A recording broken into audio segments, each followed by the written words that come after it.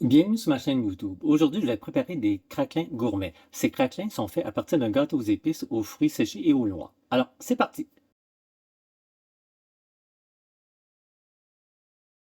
Alors, dans mon bol, j'ai une tasse de farine tout usage. On va ajouter un tiers de tasse de cassonade, bien tassée, une cuillère à thé de levure chimique ou poudre à pâte, une demi-cuillère à thé de sel, une demi-cuillère à thé de bicarbonate de soude, une cuillère à thé de zeste d'orange séché, une demi-cuillère à thé de cannelle, une demi-cuillère à thé de cardamome et un quart de cuillère à thé de muscade.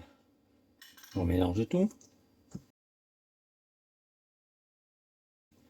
J'ai ici 2 cuillères à soupe de miel. Donc on ajoute les 2 cuillères à soupe de miel. Ici, j'ai une tasse de babeur. On va mettre le 3/4 pour l'instant. On mélange. On va mettre le reste. On met un peu les doigts, puis on va mélanger avec le, soit un cuillère en bois ou alors un fouet à mélanger votre pâte. On ajoute une demi-tasse de canneberge, un quart de tasse de pignon. Je n'ai pas de pignon, donc j'ai mis des amandes effilochées. Un quart de tasse de noix de Grenoble et 2 cuillères à soupe de graines de citrouille. On va mélanger tout. J'ai beurré et fariné un moule à gâteau ou un moule à pain rectangulaire. Alors, quand on met de la farine dedans, on met de la farine. Une fois qu'on l'a beurré, on met de la farine. On secoue comme ça, tout simplement pour éliminer le surplus de farine. Donc, on va déposer la pâte. J'ai préchauffé le four à 350 degrés Fahrenheit, 180 degrés Celsius. Si vous voulez des plus petits craquelins, vous pouvez les mettre dans un plus grand moule à pain rectangulaire de 12 pouces, par exemple. C'est selon ce que vous désirez.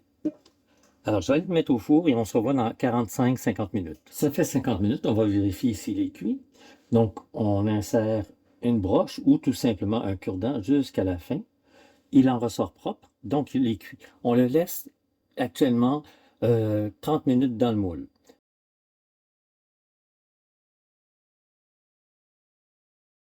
Ça fait 30 minutes, donc on va le démouler. Donc, on passe le coup de chaque côté. Et là, on va le laisser tiédir 1 heure.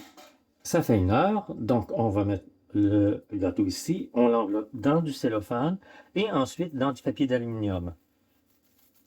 On va le congeler au moins 2 heures avant de le trancher. Pourquoi? Parce qu'on veut qu'il soit assez dur. Donc, une fois congelé, on va le dégeler à peu près 20 minutes avant de le trancher.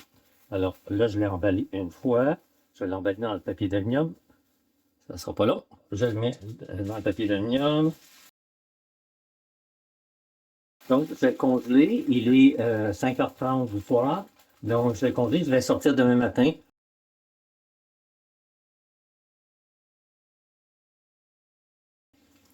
Il est 10h du matin. Je viens de le sortir. Donc, dans 20 minutes, on va le trancher.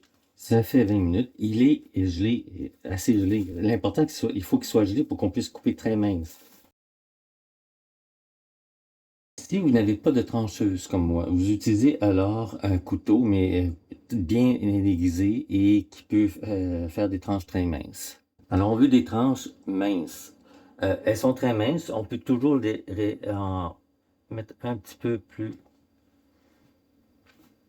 Je vais couper de l'autre côté maintenant.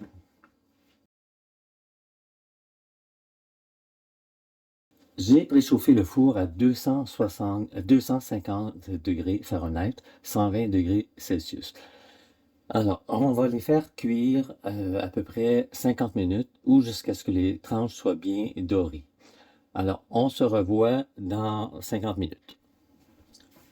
Alors, ça fait 60 minutes. En fait, les craquelins n'étaient pas assez bruns, donc j'ai prolongé la cuisson de 10 minutes. Maintenant, on les laisse sécher à l'air libre, refroidir à l'air libre pendant 60 minutes. C'était ma recette de craquelin gourmet. J'espère qu'elle vous a plu. Je vous invite personnellement à l'essayer. Vous ne serez pas déçus. L'essayer, c'est l'adopter. Si vous avez aimé cette vidéo, vous pouvez cliquer sur le pouce levé. N'hésitez pas à me laisser un commentaire dans votre langue. N'hésitez pas à vous abonner à ma chaîne. Au plaisir de vous revoir bientôt pour une nouvelle vidéo.